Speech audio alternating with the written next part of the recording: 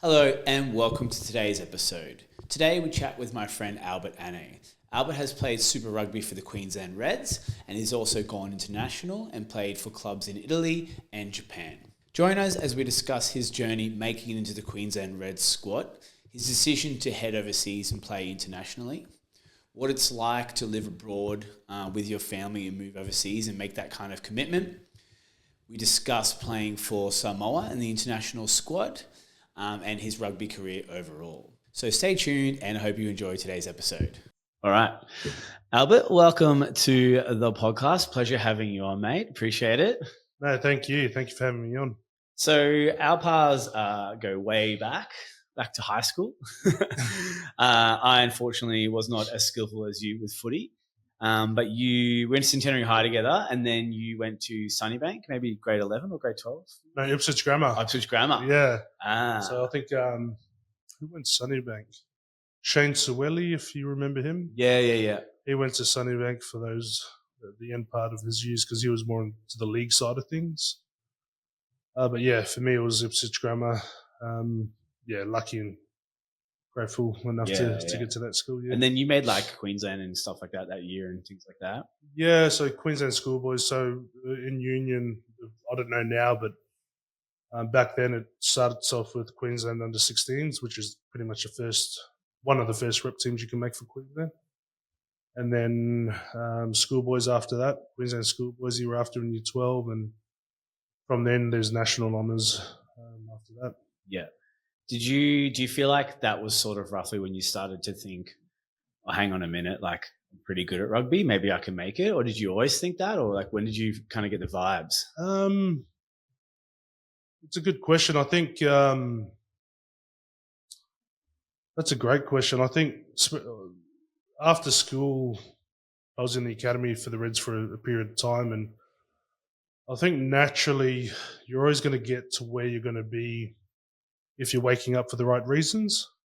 And because that was happening naturally, I was on $173 a month in academy days, and I was catching the train from Darra to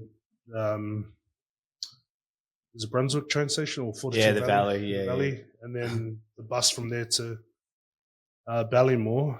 And when I was doing that consistently, I knew it was always going to happen.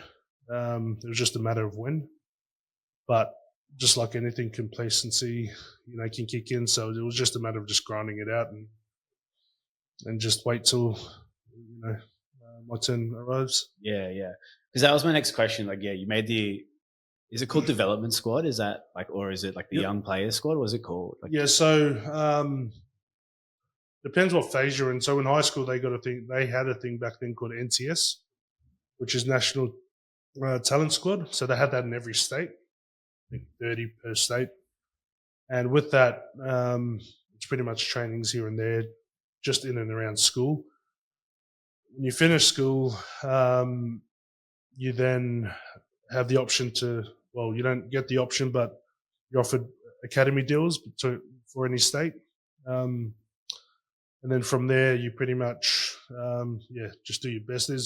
Over the years, there's been heaps of different names. I remember before my time, there was 3 different tiers in academy at that time. So, yeah, for me, it was just Reds Academy, and from Reds Academy it was a full-time squad after that. Yeah. So when you're in the academy, because you said it's like 147 a month or something. Yeah. And all of that would be on the bus and the train. Yeah. Did you have to work as well? Like, and then where do you play rugby? Because do they have games for the academy, like the development squads, or do you have to go play it like in the Jeeps level? Yeah, so far, you're asking the right questions. So you got me on spot. Testing you out, mate. Man, I think earlier on we did have academy games. We might have called it Queensland A. Oh, so you'd have the Queensland Reds. Then the Queensland A would play before them, maybe. Yeah, like the Resies kind of. Yeah, pretty exactly like that. It's all the young ones coming through, and the ones that are up in the main squad. They haven't obviously tapped into full-time starting sort of roles. I think that's that sort of thing. So like I said before, everything changes. So I do remember There's like a round robin of all those A teams. If you didn't crack the first squad, that went on for a bit. Then, yeah, to be honest, I wouldn't have a clue what happened after that. Yeah. So you're in like the development squad for a few years. Yep. You sort of touched on it, like you said, you're there to grind and do the right things. What did it feel like? Because you're still young. Yep. So what did it feel like being on the cusp? Like, because, you're right there, but you're not quite there. Did you feel like you were ready, or you still in your mind were like, nah, I've got a few years, like physically, mentally? Physically, mentally, I was sweet. It's like anything. Do the time, you're always going to get what you hard work into. But I knew physically I was way off. I was way off from where I needed to be physically. The boys were just so much more stronger, so much more fitter, so much, and in the position I was in, in the front row, there's a lot of learnings in that. But it's funny because the learnings actually don't come from, what do you call it, just going into a scrum machine. It comes from getting smashed quite a fair bit. Yeah. With teammates and getting tested and that side of things. So that's where the real development happens as a front rower, when you are getting tested like that. And I do remember I was chucked on to train with the older guys. Mark Bell, who was a forwards coach back then. Head coach was Phil Mooney. I did jump in my first scrummaging with the older squad. I don't know, I was 18 at the time, and I got my got torn a new ass on that day, but got schooled. Yeah, absolutely. But that was the best day ever. I went home and I told Dad, I was like, Dad, I got smashed by the older guys, and I loved it. And he was just shaking his head, going, oh, idiot. Go hard again, go. Sweet. Was there anyone in that period that you looked up to that, a particular, like the Aussie front rower, or maybe someone in the Red squad, you're like, I want to, have a career like him or something like that? There was two players I really looked up to in that era. David Croft. He was one of my favourites because he was just so hard-nosed. And anyone in that position, I guess, has that stigma about them. But, mate, even to the point where I still remember I was messaging Jared Weir-Hargraves, who's in league now, the other week, and we were just talking about back in the day at Ballymore, and we still remember when David Croft would just scull his protein shake after the gym, his shirt's off and hand on his hip, and that from then on, that's all I did was scull drinks like he did. Whether it was milkshakes or bloody Red Bulls or whatever it was just drink like him. But no, he was someone I looked up to because obviously his presence on the field was just second to none. And Sean Hardman was the other guy I looked up to. Sean Hardman, for me, he just had a lot of time for me. Like I said, I had the opportunity to scrum when I was young and with the older guys because I think someone pulled out or whatever. And even though I was still getting smashed, he always treated me as if I was there already. He didn't look down on me. Especially with how experienced he is, being a wallaby and whatnot. He always treated me the same level, same respect as everyone else. So those were the two blokes I looked up to. Nice. Did you find you felt like he mentored you a little bit? Yeah, absolutely. And great mentors lead by example, and both of those players did that. Yeah, maybe did that without knowing. Yeah, they're both wallabies for a reason, right? Well, exactly right. You don't fluke playing for your country at all. And they're two great wallabies, two great ambassadors for the game. Nice. So then in 2011, you get the big call up. Yep. Against the Hurricanes, is it? Wellington? That's right, yeah. Wellington, yep. How's that? What's going through your mind? Yeah, so first of all, I was gutted for Ben Daly. He was injured that week. I don't know if he suffered a head knock or hamstring or something, but he was out. And then Ewan McKenzie, the way Ewan operated was if you couldn't train the Monday, you weren't right to play on the weekend. So then it was about getting that next person up to scratch on Monday. So he's got a full week to prep. Good luck on the weekend. And it was good. I scrummed against Schroger. And then I forgot who came on that second half, but we just went down, I think, by 2 points or so. Penalty conversion lost the game that game. But I was born in Wellington, so it was good to have all the family there as well.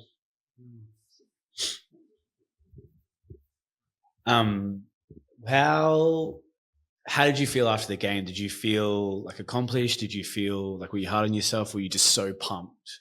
Like, what's the vibes for you? Oh, that's a big deal. Like, it's your first ever Super Rugby game. If anything, I was just disappointed. I think when you lose, it, for me, the first game didn't even matter. Yeah. I don't know.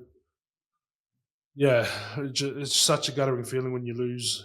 Doesn't matter who to, but mentally you got to front up on the Mondays and make sure that you're accountable for everything done wrong out there first and foremost. Well, a lot of those things come into play, obviously, the next couple of days. But at that moment, I do remember just feeling disappointed. But in saying that, I think there was a couple of other good things that happened that day, where there was a couple of milestones that were hit by different players, if I can recall. But yeah, it was definitely a good learning curve. Did you feel that game? Obviously disappointed about the loss, but did you finish that game thinking, I can do this? Oh, absolutely. Yeah. As soon as it was only, it was all around the scrum for me. All mentally, am I old enough for this? Like I got into that first scrum, I knew I was ready. Yeah, nice. But it was just a matter of performance. Like scrum is one thing. There's heaps of other components to come into play. So it was just a matter of working with that and doing the best I can. So that year, 2011, that's Reds won that year, right? Yep. That must have been perfect for you to be around like a championship winning squad. Like all the stuff that you would have picked up is like invaluable. Yep. Was there any key things? I mean, obviously learned a lot that year. But are there any standout things from anyone that like made you go, this is what it takes to be a winner, like a championship? Yeah. Look, I think if you speak to anyone from that squad, I think a lot of the victories have come from, and the reason why I was so successful that period was our coach, Ewan McKenzie.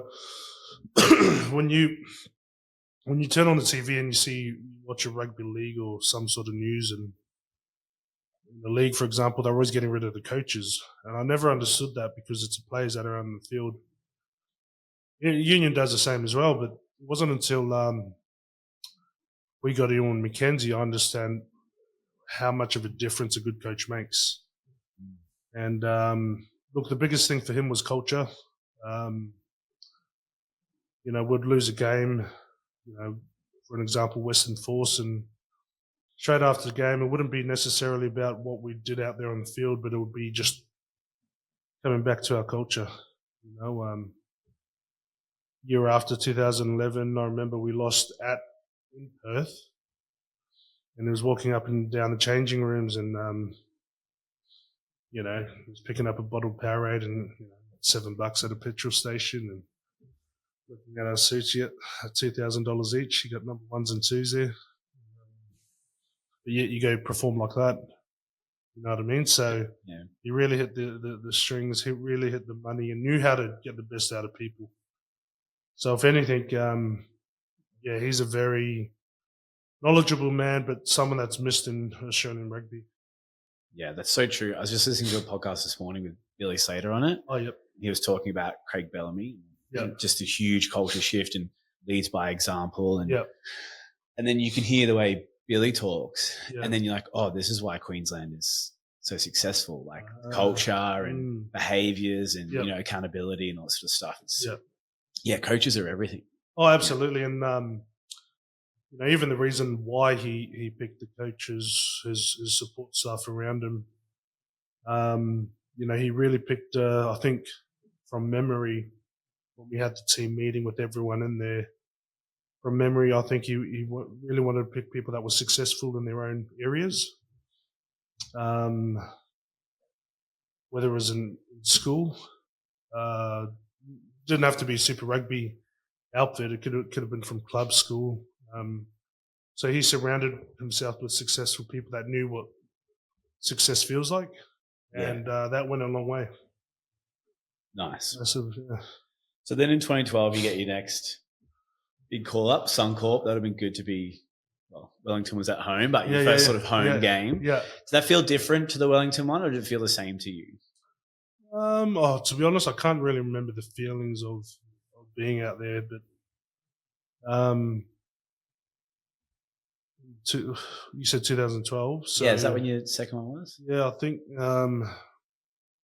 It does hit differently because it's home. It's all your family's, your mum and dad's here. Yeah.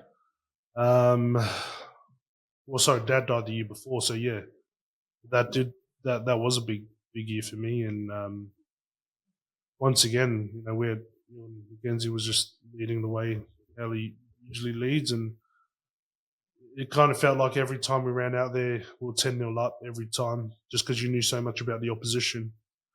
You wouldn't go into an exam without studying. It was very much important to know the statistics of your opposition, their behaviours. Yeah. And in very small details, who's good at coming onto the ball. Is it worth putting in half kicks for them to come onto it, because we know that he will fumble it at some point, or the chances are high.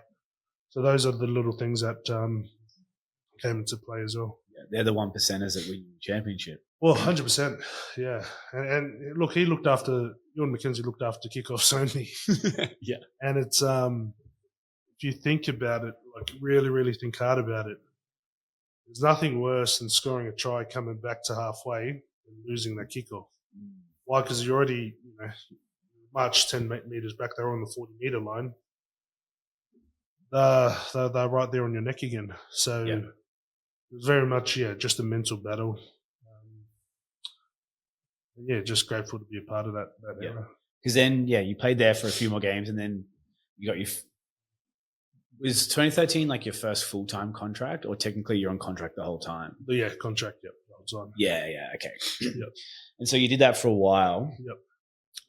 Actually, you made it to the Australian squad for a bit, didn't you? Yeah. But didn't get a cap? No, so the Wallabies squad, I can't remember if it was 2012 or 13, one of those years, but it was that same year, Ewan McKenzie allowed me to go to New Zealand straight after Super Rugby to play in the ITM. So it was me and Bo Robinson. We went to go play for the Bay of Plenty. And not far, as soon as I arrived, we were straight into the team bus, going to a game. And then, I got the call up from Ewan McKenzie to pretty much get off the bus and come back. But that was due to injury. Tafi Pelota now had some form of injury, and it was only just to cover that sort of small space there. But you've still got to put yourself in that position, right? You still earned the right to be there. Yeah. How did it feel to be a part of, because the Reds are a premiership winning squad, but now you've gone to the Wallabies. At that time, we're a gun squad. Yep. How did it feel being amongst, was it the same culture? Because the same coach, did it feel any different? Or was it like, because it's the Wallabies, there's a bit more prestige about it, or is it the same? A lot more prestige about it. I mean, you're sitting behind blokes like, Stephen Moore. He's a legend of the game. There's a lot of legends in that era, and it's just got a different vibe to it. I was lucky enough to be in the squad for that. I think it was a Trans-Tasman tour, so we did South Africa and Argentina. It was just a proud moment to be a part of. Didn't get a cap, but it was just a great learning experience. Yeah, just be a part of the culture. Oh, absolutely. Yeah. Absolutely. Yeah, so your red squad when you were there were a gun squad. Yeah. Obviously, you had like Falau and Cooper and Guinea Yeah. and Yeah. Slipper, all the big dogs. Yeah. Do you think had you been in a different team that maybe wasn't full of wallabies, you might have got more game time? I mean, because it's obviously great to be a part of that squad, but then the flip side is you're behind the number one prop in the country. Yeah, it's absolutely. Yeah, that's a great question. No, I think everything happens for a reason. You know what I mean? So, I should have worked harder in different ways to earn that, right? But reality was I didn't. And, James Slipper, we're the same year at school and whatnot, and he's just an absolute legend on and off the field. Who else? So James Slipper, Ben Daly, Greg Holmes. These are all three men that are in that loose head position. They were all great players. So I definitely don't regret how I did things, but those three men are just absolute legends in my books. So. Yeah, well, they're weapons. Oh, absolutely. So the other three type of guys I'd love to go to war with. Put it that way. So. Yeah. Do you remember scoring your one and only try? No, I can't remember. It was off a maul. I actually haven't seen it, to be honest. Oh, yeah. I just know that you got one. Still, it's good to get one, though, right? Tick the box. Yeah, well, I think, it was off a maul. I don't know if I'm proud for that, to be honest. I don't think front row should be scoring tries, but we should just be focusing on scrums and other things. Yeah. No, it's obviously, it was a blur. I do remember it. Yeah. It just happened so quick. Yeah. So then you go from the Reds to Italy. Mm-hmm. What was that more to do with like you didn't think there was a position for you at the Reds, or you wanted a new challenge, or wanted to look after your family, like financially? What was the play there? Yeah, probably won't go into too much details with what happened there with the Reds side of things, but I think to be honest, I just wanted something new, especially in that 2014, I think it was. Just wanted something new. And Italy, my manager at the time, DJ, he got me a gig in Italy. So I figured, everyone goes to France, right? England. Hardly hear of people going to Italy for rugby. And I figured, you know what? We're going to do this overseas thing now. Let's go to a country that it's not really heard of to go over, you know what I mean? So that's the reason why I wanted to go to Italy, and beautiful country as we know it. And how often do you get to say you've lived there? That's right. For getting paid to do something you like. So that's a whole mantra. That was a whole mindset to it. Yeah. And it was just to show pretty much a thank you to the family as well. Give my wife a good, show her that side of rugby, the lifestyle. Because Tegan went with you, didn't she? Yeah, that's right. I went first, and then just to set up the house and everything. And then she came once we got the house all furniture and everything in. And then, So, what was it? Was it a culture shock, or like, how did you go adjusting to go from obviously Super Rugby to Italian rugby? Yeah, look, I think the first thing people got to realise is when you are a professional athlete from Super Rugby, it doesn't matter if South Africa, New Zealand, or Aussie, it'll never be the same no matter what place you go to. So the quicker you can get your head around culture side of that country, the way that team does things, get your head around the medical side of things, the earlier you can adapt to that, the better you'll last. Yeah. So, how much of the team spoke English versus Italian versus what was the dynamic there? Oh, most of it was all Italian. All the calls are all Italian. There's a lot of South Africans in the squad. Well, not a lot, but there's quite a few key players, coaches that were South African that were pretty much translating as well for us. So they helped big time. But pick it up. It's like here in Aussie, you turn on the radio. Obviously, it's English, but over there, it's obviously Italian. So you pick it up quite a fair bit. But obviously, being rugby, you learn all the bad words first. Of course, yeah. The On the nature paddock, of things, yeah. So, it was easy to adapt to.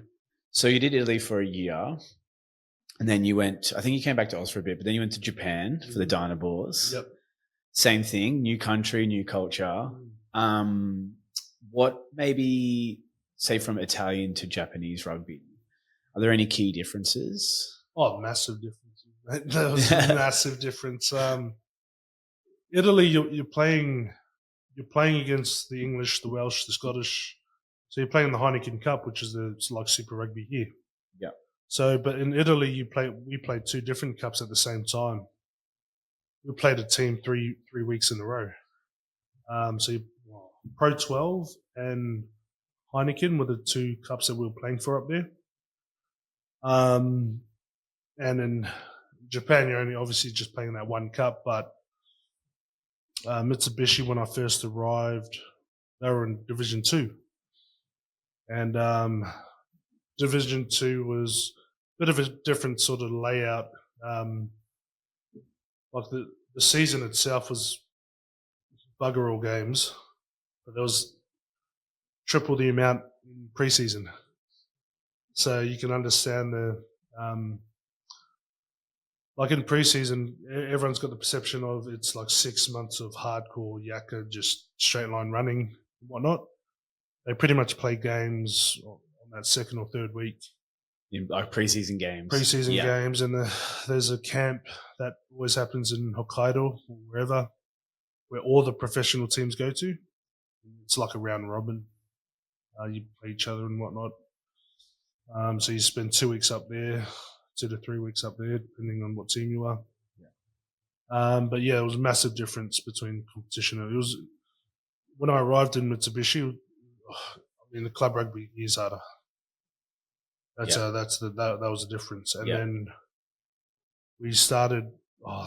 My second year, they mixed it all up, and then it became a lot more harder, and the season became a lot more longer.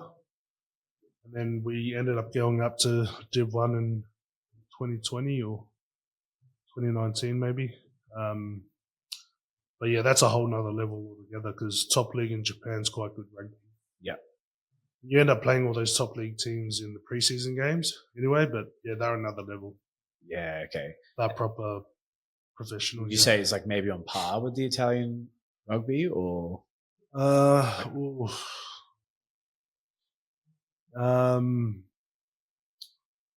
don't know. It's two different styles of rugby. You got more forward orientated up there. Yeah. In Japan, it's fast. Yeah. Very fast.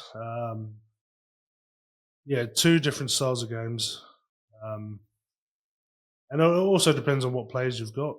Some teams, you've got to realise in Japan, not everyone's a professional rugby player. Most of them are workers. Your foreigners are all pros, and maybe just a handful of Japanese guys. But like my team, over 50% were workers. So it's like a Q Cup in NRL. Yeah, pretty much. Yeah. Yeah. So, but the good thing is in Japan they've got that job for life. So that's a thing. The company will always look after them. Yeah. After footy. That's cool. How did your family go with? Because I think you had kids then in Japan, didn't you? Yeah. Yep. What was it like for them? Did they love being in another country or not so much? Or? Yep. So we had our older boy that was born here. Then he came to Italy. Then Italy to Japan, pretty much. And yeah, he knew more Japanese than English. They loved it. He still calls it home. He misses it. The second fella, he loves Japan. They spent most of their childhood there, so did a bit of schooling over there as well. So they've got very much their heart aligns with anything to do with Japanese here in Australia. Yeah, whether it's a food or something's on. They love anime or? No, yeah, the older fella does. Little one doesn't. But they both love the food. Obviously, my genetics. So anytime they see ramen, they've always wanted to pit stop and have a crack at it. But yeah, very much they love it. Yeah, they love it. I mean, Japan's an amazing country to live in. Yeah, absolutely, and it's the most safest country as well. So yeah, just real lucky to have that opportunity. Yeah. Do you find you love the fact now that your kids obviously got to experience like actually living in another culture, going to school there, and then they experience, probably the rest of their schooling here. Yeah. So they get a great range of life. Oh, absolutely. And that's what life's about. It's the experience, those moments that you may not have had as a kid. I'm just grateful that they've sort of faced that. They've seen it, and hell of a lot more to see than what they've seen. But it's more than what most kids have. So, yeah. Once again, as soon as I left the country, the mindset was to give that lifestyle of rugby to the family. So I was lucky enough that they were able to experience it. Nice. It's good. Yeah.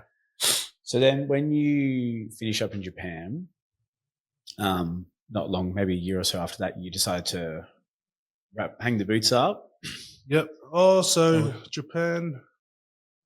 So I did, I can't remember how many years.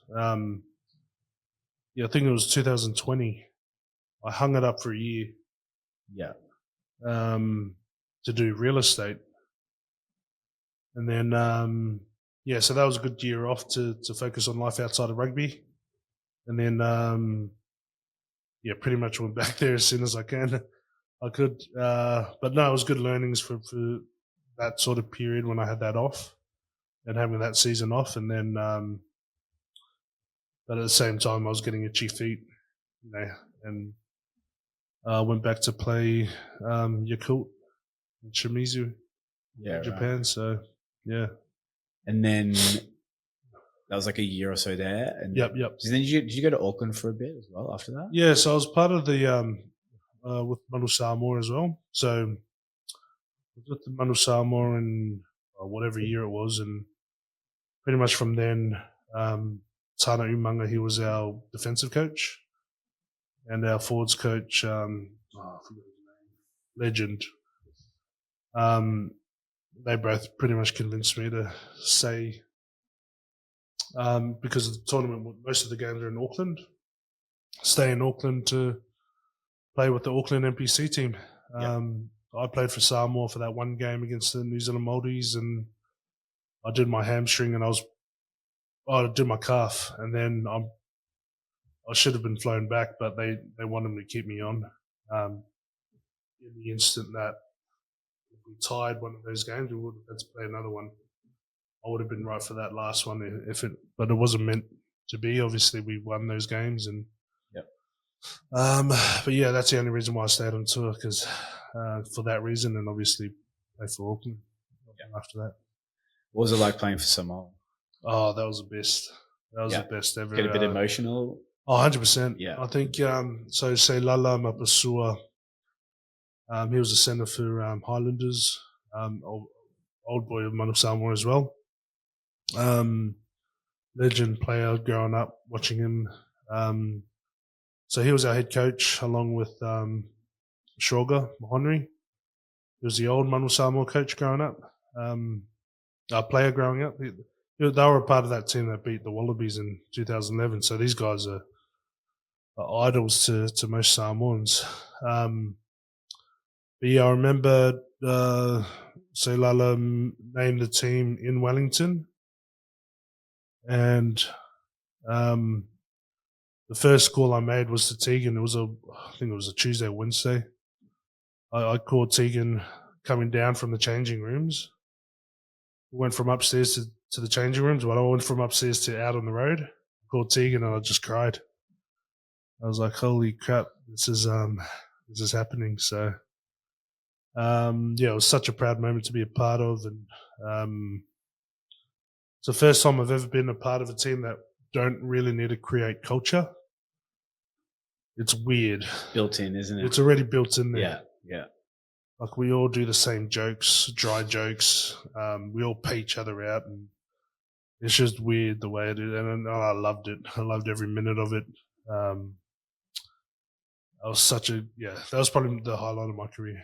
Yeah, that was my very next question. Yeah. was going to be, Reds, Italian rugby, Japanese rugby, Samoa. Like, what's the highlight? And that, Samoa's up even there. as you're speaking, I'm like, it's going to be this. Like, 100%. Yeah, it was just. I mean, I was raised up here in Australia, and my background is Samoan, and I'm one of those plastic Samoans who, like, I understand the language and everything.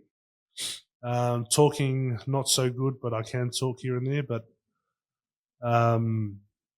so it was good to connect back with the culture, being a part of that team, and it was something I'll never forget. Yeah. Amazing. Yeah, so sounds really good. Got shitloads of photos and videos from that tour. So I was thinking of just dropping them here and there. Yeah. Some of them not allowed to drop in. So. Yeah. Just the PG ones. Yeah. Is there anything? Because now we're going to sort of shift to maybe. Actually, before that, no, same. Because we're going to shift to life sort of after rugby. Yep. But one of the questions I had was, is there much help? It might be different between countries, but for rugby players to like look after your finances or guide you sort of post rugby, or is that sort of all on you to organise and sort out? Yeah, it's pretty much all on you. There is support out there for rugby players as well. So, RUPA, Rugby Players, Rugby Union Play Associations. Most of it's run by old boys, but I've created that sort of space if you needed help for whatever it may be, your studies, even just introducing you to the right person you need to be connected with.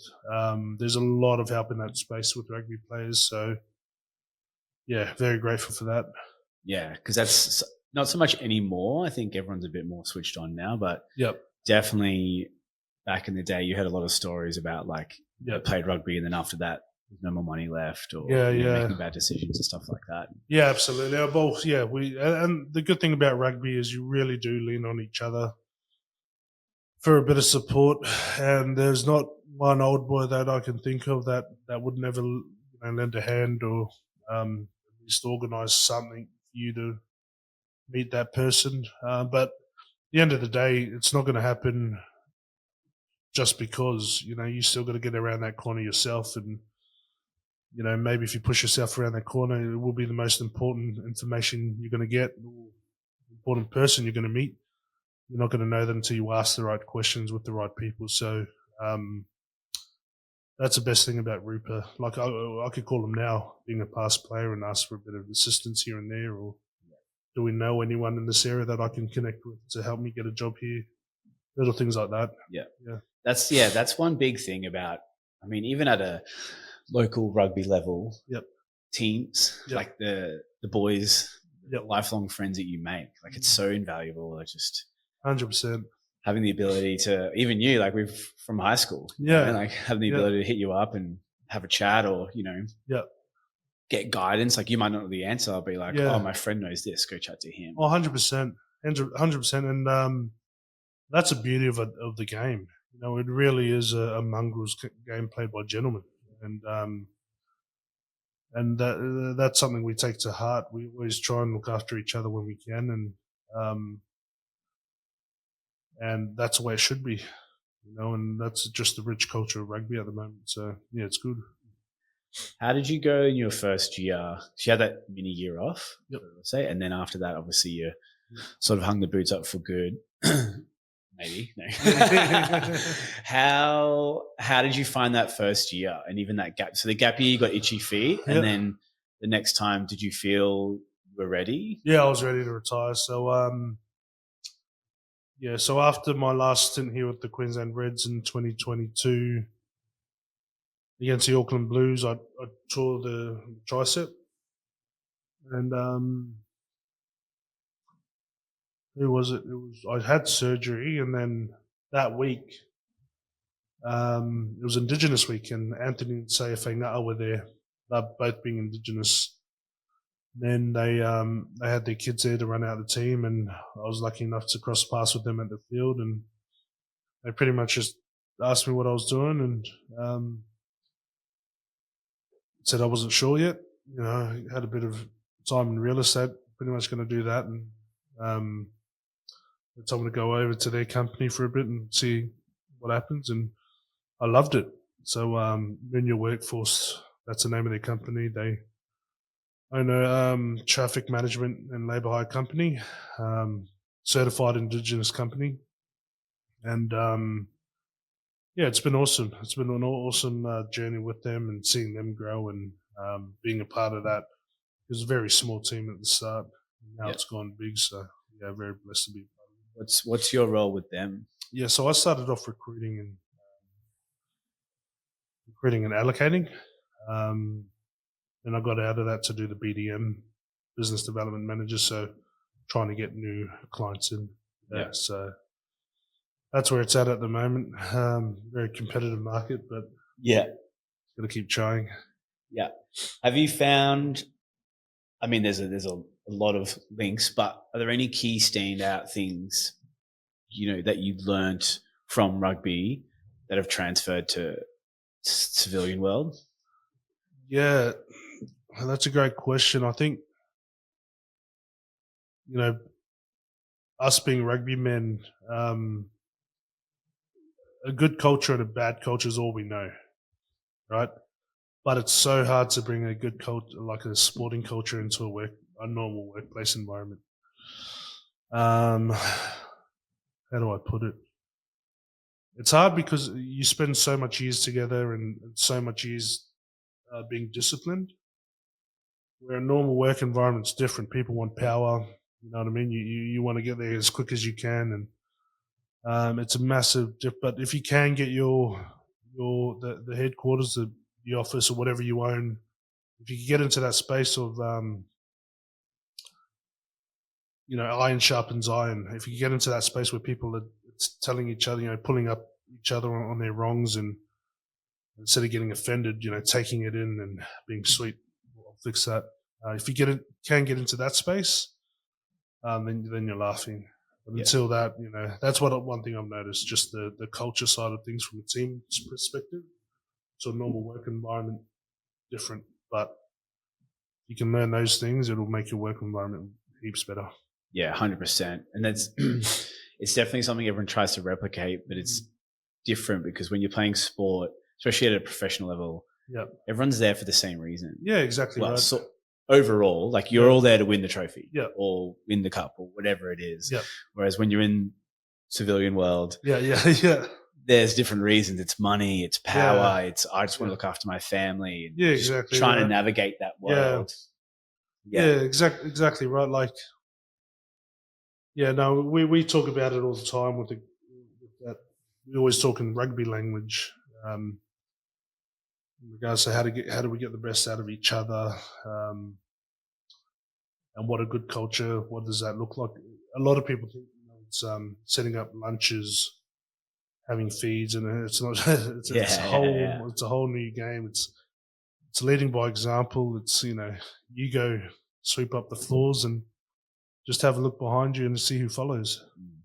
The ones they follow, they're the ones that you want to keep. Because you're not asking them to do it; they're just doing it off the bat. So you've been there for a while now, and you said it started small, and it's obviously a bit bigger now. Yep. Have you learned a lot about business being part of that journey? Oh, absolutely. Yeah, there's it's a very, I wouldn't say cutthroat, but the competitors are quite tough at the moment. There's a lot of companies out there that are charging cheap and whatnot. And there's us as well. That's not so cheap as them. But I guess for us, it's just about making sure you understand your niche and understand what you're selling first and foremost. There's you might look cheap and whatnot, but you'll get stung somewhere else. So heaps of different examples I probably couldn't go through with at the moment, but but there are reasons, and you just got to figure that out. As soon as you get your head around it, just do the best to sell it. Yeah, that's it. the amount of things you learn along the way. Like there's always going to be mistakes, and Yep. move on from that and learn from your competitors. Yeah.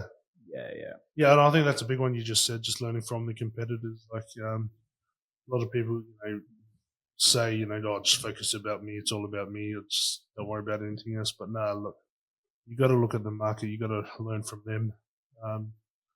Might be the most important tool you'll ever learn. So nice.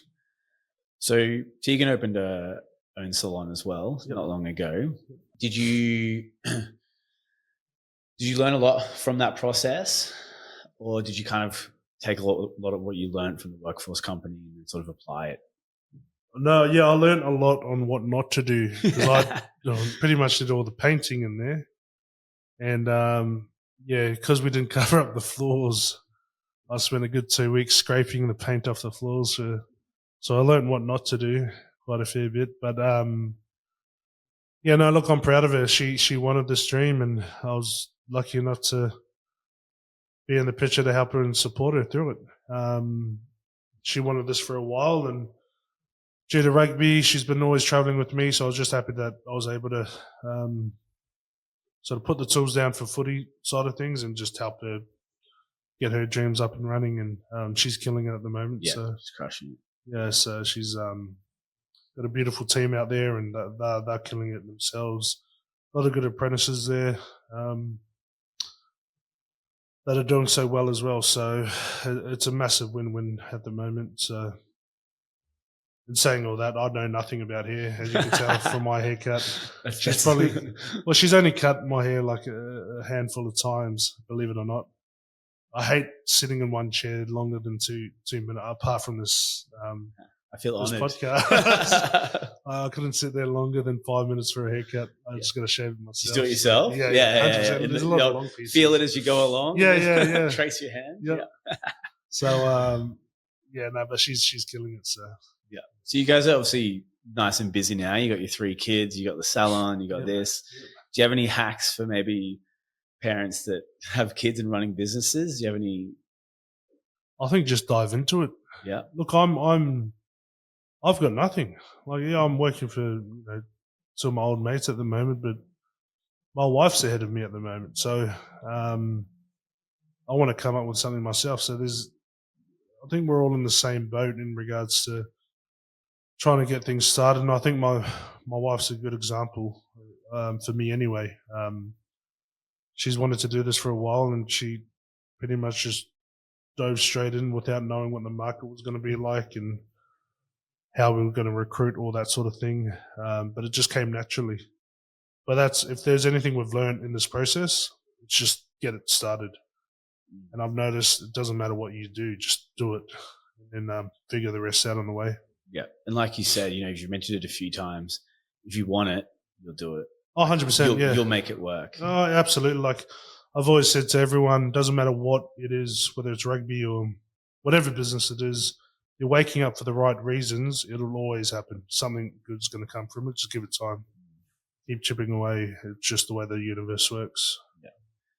So if there's any younger fellas or maybe medium-aged fellas that are trying to crack it into rugby, do you have any advice for them? That's maybe a few things you've learned. Yeah, no, I think everything I've pretty much said. Keep chipping away, but just find your point of difference. And if it's rugby, find your point of difference and keep working hard on that and keep working on your weaknesses. And wherever you're playing, whatever comp you're playing in, try and play in the top teams in that competition, whether it's club rugby or wherever it is. Try and get seen and find yourself a good manager and go from there. If you don't think you can crack it here, definitely go overseas. There's heaps of players overseas from Australia and a lot of money to be made. And if you're good at it, it's your passport around the world. And it could be for your family as well. But once again, until you push yourself around that corner, you're not going to know. Yeah, nice.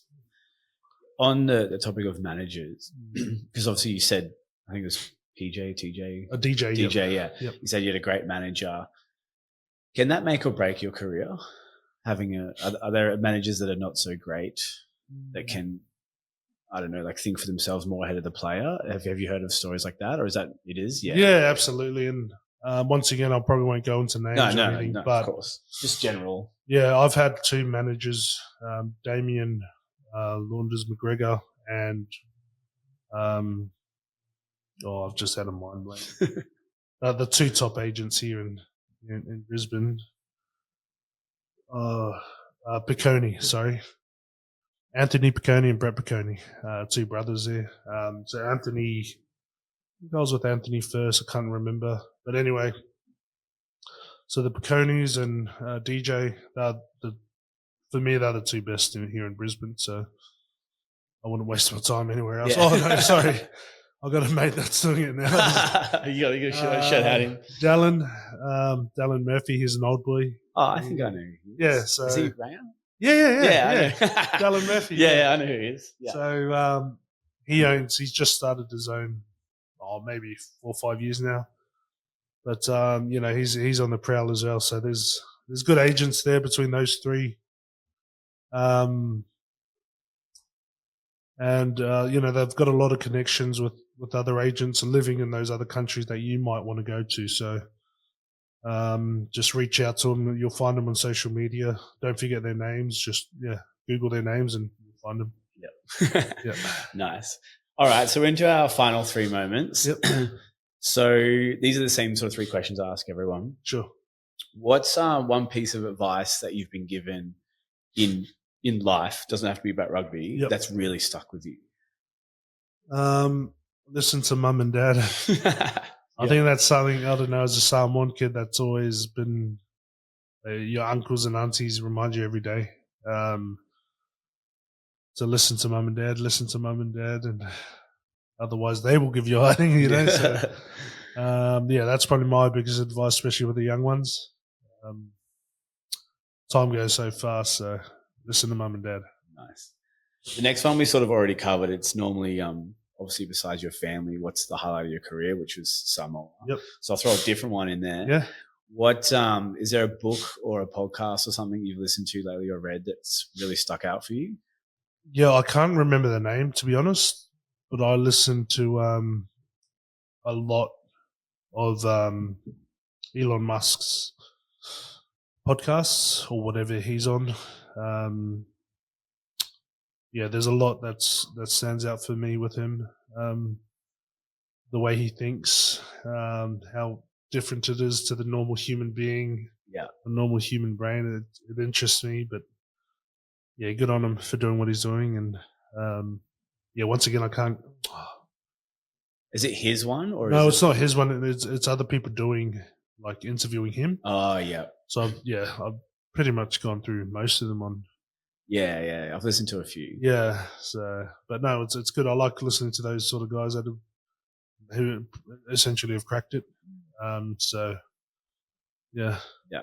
And then the last one is, what's next on Albert's vision board? Yeah.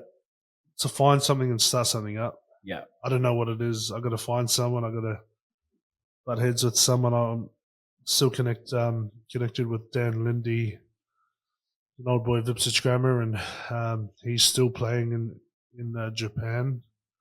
He's over at the moment alongside our Indian mate. His name's Harish Penders. I don't know how many Indian players, professional rugby players that you know of, but we call him 1 in a billion because he's the only one I know. Yeah. So he's retired. He's actually up here at the Gold Coast. That's what's next. Butt heads with them, see what ideas we could come up with, and just invest and go hard. Yeah. Are you thinking more businesses? Oh, or absolutely. Like just investments or businesses. I'm not going to lie to you. My head's not around that investment side of things. I know Rish and Lindy are, but I'm just not smart enough for that just yet. But something to start up business wise, I think. I think that's a go. Create something, sell it. I have no idea. Yeah, it'll come to you. It'll come. It always just pops up. Yeah. Or once it does, Once it does, we'll just run with it. That's it. All my friends that have other companies, they started over here, and then 5 years later, they're way over here. It just happens, like you said, just right time, right place. It evolves. Work hard. Opportunities come in front of you. Yep. Yeah. Absolutely. Yeah. So we'll see what happens. That's it, man. I appreciate you coming in. It's been a good little chat, exploring the life of Albert Anae. No, thank you, mate. Thank you for your time. It's good to see what you've done here as well, mate. Honestly, thank you. With your gym here, it's awesome here. Good stop. Thank you. The only one place to stop. That's right. Yeah, it's been a pleasure, man. We'll catch up soon. Oh, sweet as, right. Thank you very much.